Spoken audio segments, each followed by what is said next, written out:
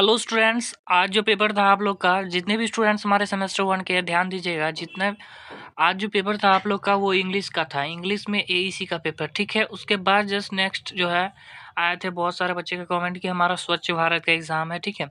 तो आज की इस वीडियो में हम लोग जो है स्वच्छ भारत को देखने वाले हैं, ठीक है। देखो, स्वच्छ भारत हमारा बेसिकली सब्जेक्ट से ही पता चल रहा होगा कि ये आपका ऑन वर्ड्स एंड अपना माइंड सेटअप करोगे तो आराम से ऑब्जेक्टिव जो है आपको बन जाएंगे, अगर बाहर से भी पूछते हैं तो। फिर भी हम क्वेश्चन जो है आपको 80-90 प्लस क्वेश्चन इसमें करवा देंगे, ठीक है। ये जो है आपको हिंदी में होने वाली है स्वच्छ भारत की एमसीक्यू। तो चलिए बिना देरी किए स्टार्ट करते हैं। सबसे पहले हमारा क्वेश्चन है, वो कौन सी तारीख थी जब महात्मा गांधी ने यंग इंडिया में आंतरिक स्वच्छता के महत्व पर जोर दिया था। तो ये हमारा जो तारीख था आपको दिया हुआ 15 अगस्त, 26 जनवरी, 2 अक्टूबर और 10 दिसंबर। तो ये जो हमारा तारीख था वो था आपको 10 दिसंबर 1925 को जो है महात्मा गांधी यंग इंडिया में आंतरिक स्वच्छता के महत्व पर जोर दिए थे। ये जो है आपको हो गया है। आपको देखो जैसे इतिहास होते हैं ना कि हाँ, स्वच्छ जो भारत आपका है, इतिहास का भी कुछ माइंड सेटअप रखना होगा, जिससे कि आपको जो मेन आंसर है वो पता रहे और जो टिक करना आपको वो सही हो जाए। बाकी जो आपको दिमाग से लगाना है तो वो तो आपको खुद यूटिलाइज़ करोगे तो लग जाएगा। ठीक है ना? तो ये सब जो है ना ये सब याद रखना बहुत ज़रूरी है। महात्मा गांधी के अनुसार सबसे पहले किस चीज़ को पढ़ाने की ज़रूरत है? महात्मा गांधी के अनुसार सबसे पहले आंतरिक सफाई पढ़ाने की ज़रूरत है। देखो एमसीक्यू बहुत है इसीलिए हम जो है स्पीड चलेंगे। महात्मा गांधी ने व्यक्तिगत और सामाजिक विकास के लिए स्वच्छता को अनिवार्य क्यों माना? तो इसमें से सभी होगा। यह शारीरिक स्वास्थ्य की ओर ले जाता है, स्वस्थ मानसिकता को बढ़ावा देता है, चरित्र विकास को बढ़ावा देता है, इसीलिए हमारा उपरोक्त सभी होगा। महात्मा गांधी के अनुसार किसी संगठन में स्वच्छ बनाए रखने की ज़िम्मेदारी किसकी है? तो महात्मा गांधी के अनुसार किसी संगठन में स्वच्छता बनाए रखने की जो ज़िम्मेदारी व्यक्तिगत सदस्य की है। राइट आंसर हमारा बी हो जाएगा। बापू के अनुसार अच्छे विचार के लिए क्या आवश्यक है? बापू के अनुसार जो हमारा मन की स्वच्छता जो है आवश्यक है, विचार। बापू के अनुसार समाज के निर्माण के लिए क्या आवश्यकता है? तो बुराइयों से मुक्तता। स्वच्छ भारत अभियान कब शुरू किया गया था? तो ये इम्पोर्टेंट क्वेश्चन है, याद रखिएगा। 2 अक्टूबर 2014 को जो है स्वच्छता अभियान स्टार्ट किया गया था। स्वच्छ भारत अभियान की शुरुआत के लिए महात्मा गांधी की जयंती किस वर्ष चुनी गई? तो 2014 में। स्वच्छ भारत अभियान का मुख्य उद्देश्य क्या था? तो भारत में स्वच्छता को बढ़ावा देना, उचित कचरा प्रबंध सुनिश्चित करना, उचित स्वच्छता के महत्व के बारे में जागरूक फैलाना। तो इसका राइट आंसर जो होगा उपरोक्त सभी होगा, क्योंकि ये बहुत स्वच्छ भारत के अभियान के अंदर ये सारे बातें आते हैं। स्वच्छ भारत अभियान के दौरान प्रधानमंत्री नरेंद्र मोदी ने किस नारे को लोकप्रिय बनाया था? स्वच्छता का संबंध ईश्वर भक्ति से है, सफाई अभियान न मैं। ओके, आगे बढ़ते हैं। स्वच्छ भारत अभियान जो है आपका, अरे यार कलर, स्वच्छ भारत अभियान किस अवसर पर शुरू किया गया था? तो ये हमारा महात्मा गांधी की जयंती पर शुरू किया गया था, ठीक है। यहाँ पर क्वेश्चन है, स्वच्छ भारत अभियान के तहत किस प्रकार की सुविधाएं प्रदान की जाती है? तो इसका राइट आंसर हमारा क्या होगा? शौचालय, गांव की स्वच्छता सुविधाएं, पेयजल आपूर्ति। स्वच्छ भारत अभियान के संदर्भ में हरे झंडे का क्या महत्व है? तो इसका महत्व है स्वच्छता के प्रति भारत की प्रतिबद्धता का प्रतीक है, ठीक है। महात्मा गांधी के अनुसार आज़ादी से ज़्यादा महत्वपूर्ण क्या है? तो स्वच्छता। महात्मा गांधी के अनुसार आज़ादी से ज़्यादा स्वच्छता महत्वपूर्ण है। एक व्यक्ति के व्यक्तिगत के लिए अच्छी आदतों की प्रासंगिकता क्या है? तो अच्छी आदतें व्यक्ति के चरित्र को आकार देती है। सार्वजनिक स्थानों में स्वच्छता क्यों महत्वपूर्ण है? यानी कि स्वच्छता बीमारियों को फैलाने से रोकती है, इसीलिए। कुछ देशों में सार्वजनिक रूप से आपत्तिजनक कार्य माना जाता है थूकना, ठीक है। स्वच्छ भारत मिशन का एक उद्देश्य क्या है? तो खुले में शौच करने वालों की संख्या कम करना और सबको शौचालय जो ज़्यादा से ज़्यादा जो है साफ सफाई रखना। स्वच्छ भारत मिशन का कौन सा उद्देश्य खुले में शौच को कम करने पर केंद्रित करता है? खुले में शौच करने वाले लोगों के घरों में शौचालय निर्माण करवाना। ये जो है कम क्यों करेगा भाई? बाहर में जो अपना शौच करता है वो कम अब क्यों करेगा? तो आप उसको शौचालय दो, पैसा दो, बनाएगा। जो देखो बहुत सारे क्या करते हैं, पैसे ले लेते हैं और शौचालय नहीं बनाते। तो इनके लिए बहुत सारी करी जो है की भी गई, और अभी भी योजना जो है चालू है। तो ऐसे बहुत सारे लोग करते हैं, पैसा उठा लेते हैं बट बनाएँगे नहीं। सतत विकास के संदर्भ में स्वच्छ भारत अभियान का लक्ष्य क्या है? तो सतत विकास के उद्देश्य को साकार करने में भारत की सहायता करना, ठीक है। स्वच्छ भारत मिशन अपशिष्ट प्रबंध के किस पहलू पर ध्यान केंद्रित करते हैं? तो इसमें हमारा जो है आंसर होगा इसका आंसर कट गया, इसको कैंसल करिए, ठीक है। स्वच्छ भारत मिशन के सामाजिक प्रभावों में से एक क्या है? तो हमारा सामाजिक समावेशन और लैंगिक समानता पर सकारात्मक प्रभाव। नेक्स्ट क्वेश्चन हमारा, महात्मा गांधी ने अपनी पत्नी कस्तूरबा से स्वच्छता के संबंध में क्या करने को कहा? लिपिकों द्वारा उपयोग किए जाने वाले शौचालयों को साफ करने के लिए, ठीक है। राइट आंसर हमारा बी होगा। महात्मा गांधी ने कैसे प्रतिक्रिया व्यक्त की जब कस्तूरबा ने लिपिकों के शौचालय की साफ पर अपनी घृणा दिखाई? उसने उससे कहा कि अगर वह जाति के पूर्वाग्रहों का पालन करना चाहती है तो घर से निकल जाए। किस समुदाय ने महात्मा गांधी और एक अछूत दंपति को खारिज कर दिया जो साबरमती आश्रम में प्रवेश करना चाहते थे? तो ये राइट आंसर होगा उच्च जाति समुदाय। स्वच्छ भारत अभियान में ग्राम पंचायत की एक भूमिका क्या है? गांव के सभी क्षेत्रों में स्वच्छता सुविधाओं का विनियमन और पर्यवेक्षण करना। ग्राम पंचायत द्वारा बताए गए 100 गाँव में शौचालय निर्माण का एक लाभ क्या है? ग्रामीणों के लिए बेहतर स्वच्छता और व्यक्तिगत स्वच्छता। स्वच्छ भारत अभियान के तहत ग्राम पंचायत किस प्रकार के कार्यक्रम को आयोजन करती है? तो जागरूकता कार्यक्रम। कार्यक्रमों के माध्यम से ग्राम पंचायत स्वच्छता के महत्व के बारे में किसे शिक्षित करती है? तो गांव के लोगों को। स्वच्छता ग्राम समिति की स्थापना जो है कौन करता है? तो हमारा जो ग्राम समिति होता है उसका स्थापना ग्राम पंचायत ही करता है, तो इसका राइट आंसर होगा ग्राम पंचायत। स्वच्छता ग्राम समिति में क्या है? एक यह है क्या? एक समिति है जो स्वच्छता से संबंधित जो है योजनाओं को प्रोत्साहित करती है, बढ़ावा देती है और जो भी इसमें योजनाएँ निकलती है क्या करती है उसको आगे बढ़ाने में मदद करती है, उनके कार्यान्वयन के लिए उपयुक्त नीतियाँ जो है तैयार करती है। समझ में आया? स्वच्छता से संबंधित जानकारी और लागत के संबंध में ग्राम पंचायत स्वच्छ भारत अभियान के तहत क्या करती है? वे इसका प्रबंधन करते हैं, मैनेजमेंट करती है, ठीक है। ग्रामीण सैनिटरी मार्ट क्या है? ग्रामीण सैनिटरी मार्ट जो इम्पोर्टेंट क्वेश्चन है, एक आउटलेट है जो ग्रामीण क्षेत्रों में सैनिटरी का सामान बेचता हो। प्लास्टिक का प्रयोग कम क्यों करना चाहिए? क्योंकि इससे जो है पर्यावरण दूषित होती है। प्लास्टिक आपको पता ही है कि हमारा प्लास्टिक जो है नॉन बायोडिग्रेडेबल है, जो आपको जब तक रहेगा तब तक वो प्लास्टिक रहता है, वो ख़त्म होता ही नहीं है। पॉलीथीन हो गया, प्लास्टिक हो गया। उसके बाद नेक्स्ट क्वेश्चन है, पेयजल रखने का सबसे सुरक्षित तरीका क्या है?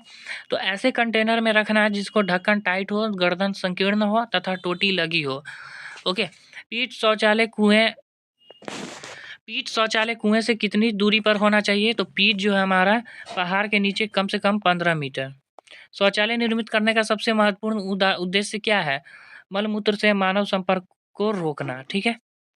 और क्या-क्या ऑप्शन दिया देख लो ज़रा, हँसी भी आएगी। स्टेटस प्राप्त करना, सहूलियत प्रदान करना।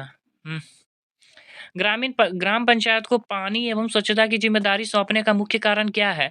यदि आप अपने क्षेत्र के लिए गाँव के लोग तथा उनके प्रतिनिधि विकास योजना तैयार करेंगे, लागू करेंगे और उसकी निगरानी करेंगे तभी सर्वोत्तम परिणाम प्राप्त होगा।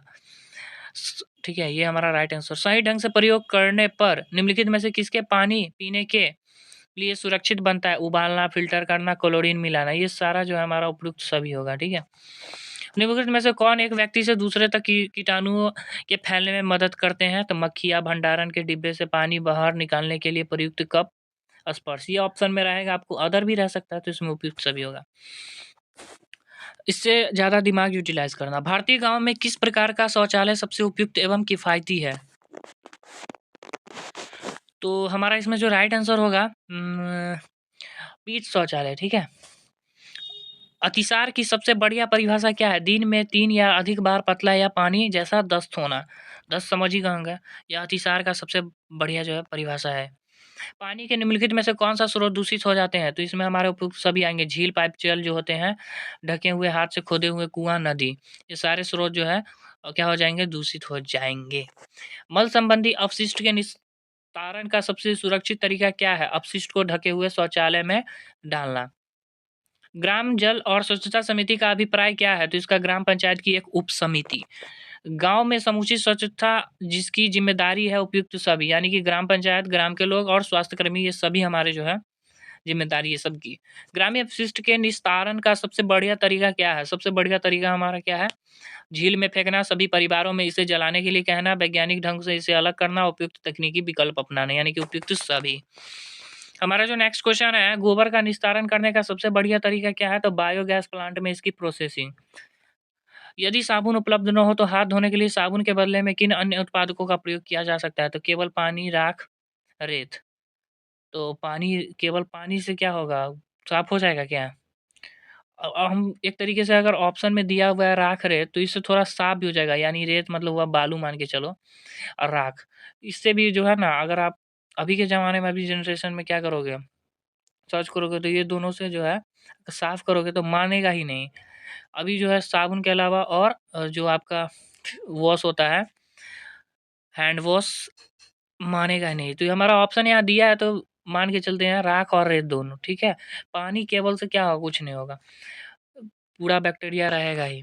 अपशिष्ट को किन-किन भागों में वर्गीकृत किया जा सकता है? तो इसमें हमारा जो ऑप्शन है, किन-किन भागों में वर्गीकृत किया जा सकता है? तो हमारा उपरोक्त सभी जो है हमारे यहाँ पर आंसर है, ठीक है। घरों, कारखानों और अस्पतालों से निकलने वाला अपशिष्ट किस अपशिष्ट के अंतर्गत वर्गीकृत किया जाता है? तो ठोस।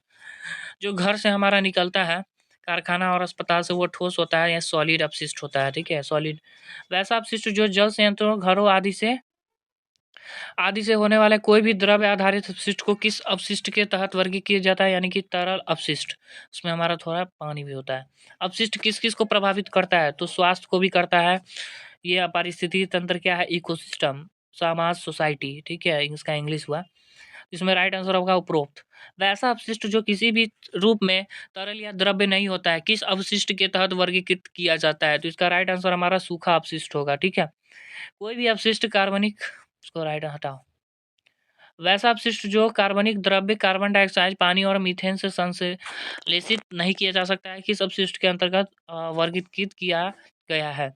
नॉन बायोडिग्रेडेबल अपशिष्ट। जो हमारा क्या होता है, इसके ये मीथेन में ये हमारा अपशिष्ट खत्म ही नहीं होता है, तो नॉन बायोडिग्रेडेबल में आएगा।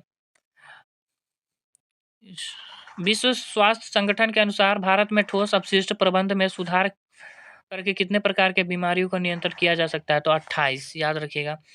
वर्तमान में अपशिष्ट प्रबंध हेतु प्रयोग होने वाली सबसे प्रचलित विधि का नाम बताइए, जिसके अंतर्गत शहरों के आसपास के खाली स्थानों को में अपशिष्ट को एकत्रित करके मिट्टी से ढक, लैंडफिल, ठीक है, लैंडफिल। किस विधि में अपशिष्ट को उच्च तापमान पर तक चलाया जाता है जब तक वो राख में न बदल जाए? तो इंसिनरेशन। इंसिनरेशन, ये जो होता है ना कचरा अपशिष्ट जो होता है, इंसिलेशन मेथड होता है ये। एक सॉलिड वेस्ट भी होता है, खड्डा खन के उसमें डाल दिया जाता है कचरा सबको, और ये हमारा इंसिलेशन मेथड होता है। इंग्लिश साइंस में इको इन्वायरमेंट साइंस में पढ़े होइएगा। इंसिलेशन जो होता है, क्या किया जाता है पता है? एक तरीके का हाउस होता है, उसमें हमारा लगा रहता है धुआँ जो ऊपर की तरफ जाता है, वो गंदा धुआँ होता है। ऐसे बना होता है जैसे चिमनी होता है ना वैसे, और ऊपर से सारा धुआँ निकलता है, और नीचे में जब तक जलाया जाता है तब तक राख ना हो। अपशिष्ट प्रबंध की किस विधि के अंतर्गत जो है ठोस अपशिष्ट को ऑक्सीजन की उपस्थिति के बिना रासायनिक रूप से विघटित किया जाता है? पायरोलिसिस, ठीक है। वेट, किस नियम के तहत भवन निर्माण का वह उससे संबंधित सभी गतिविधियों पर लागू होते हैं जहां अपशिष्ट का निर्माण होता है? तो कंस्ट्रक्शन एवं डेमोलिशन अपशिष्ट प्रबंध नियम। नेक्स्ट क्वेश्चन है, ग्राम पंचायत द्वारा सुनिश्चित किया गया शौचालय निर्माण में किसे लाभ होता है? तो गांव के लोगों को। किस अपशिष्ट प्रबंध नियम के तहत निर्माता, उत्पादनकर्ता, उपभोक्ता, विक्रेता और अपशिष्ट संग्रहकर्ता, उपचारकर्ता, उपयोगकर्ता आदि पर लागू होता है? ई कचरा प्रबंध नियम। ग्राम पंचायत यह कैसे सुनिश्चित करती है कि गांव के सभी क्षेत्र जो है स्वच्छ हो? सभी क्षेत्रों में स्वच्छता और स्वच्छता सुविधाओं का विनियमन या पर्यवेक्षण करके पर्यवेक्षण किया जाता है। एसबीए ग्रामीण के लिए अनुदान कौन प्रदान करता है? पेयजल और स्वच्छता मंत्रालय। एसबीए शहरी की देखरेख कौन करता है? तो आवास एवं शहरी कार्य मंत्रालय। ये इंपॉर्टेंट क्वेश्चन है, पिछले बार गया है। स्वच्छ भारत अभियान को कितने भागों में विभक्त किया जाता है या विभाजित किया जाता है? तो इसका राइट आंसर होगा 2। ग्रामीण क्षेत्रों में पेयजल और स्वच्छता के लिए कौन सा मंत्रालय जिम्मेदार है? तो पेयजल जब भी आया तो जल शक्ति मंत्रालय। आवास और शहरी मामलों के मंत्रालय की प्राथमिक भूमिका क्या है? शहरी स्वच्छता स्वच्छता के लिए नीतियाँ और योजनाएँ तैयार करना। आवास और शहरी मामलों का मंत्रालय किस मिशन के लिए विशेष रूप से नीतियाँ और योजनाएँ तैयार करती है? तो स्वच्छ भारत मिशन शहरी।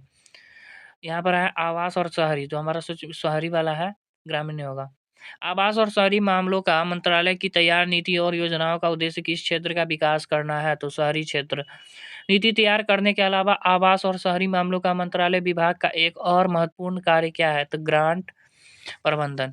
आवास और शहरी मामलों का मंत्रालय किसको अनुदान करता है? शहरी क्षेत्र। आवास और शहरी मामलों का मंत्रालय द्वारा शहरी क्षेत्रों को ध्यान देने का क्या उद्देश्य है? स्वच्छता गतिविधि के लिए। स्वच्छ भारत मिशन के तहत आवास और शहरी मामलों का मंत्रालय क्या करता है? पर्यवेक्षण करता है और निगरानी करता है। ओके। आवास और शहरी मामलों का मंत्रालय का शहरों में निगरानी करने का उद्देश्य क्या है? स्वच्छता और सुंदरता। आवास और शहरी मामलों का मंत्रालय लोगों को स्वच्छता के बारे में शिक्षित करने में कैसा योगदान है? शिक्षित और संचार कार्य का आयोजन करेगा तो वो क्या करेगा? जो भी हमारे स्वच्छता के बारे में शिक्षित करेंगे मंत्रालय में जो भी हमारे मामले आते हैं। आवास और शहरी मामलों का मंत्रालय किस प्रकार की सहायता प्रदान करता है? तकनीकी सहायता। ठीक है।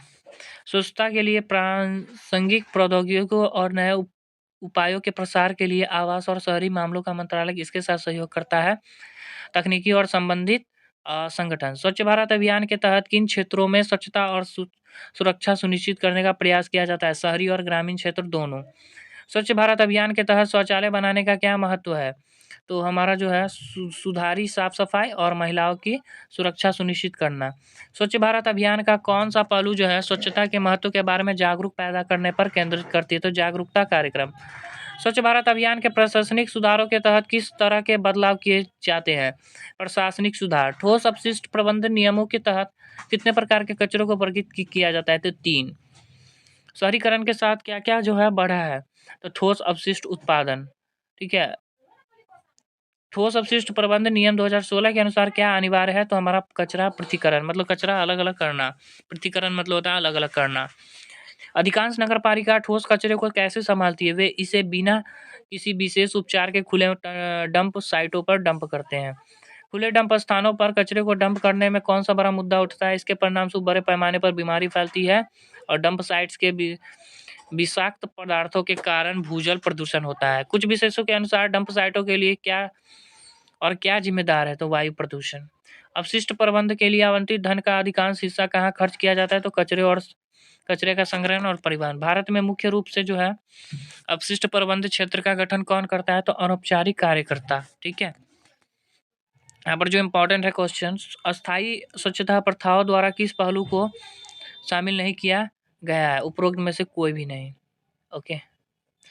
कौन सा संगठन जो है अस्थायी स्वच्छता की विशेषताओं को परिभाषित करता है? तो सना, मतलब सतत स्वच्छता गठबंधन। स्थायी स्वच्छता के विवरण में कितने विशेष मानदंड है शामिल है? तो 4। ठीक है।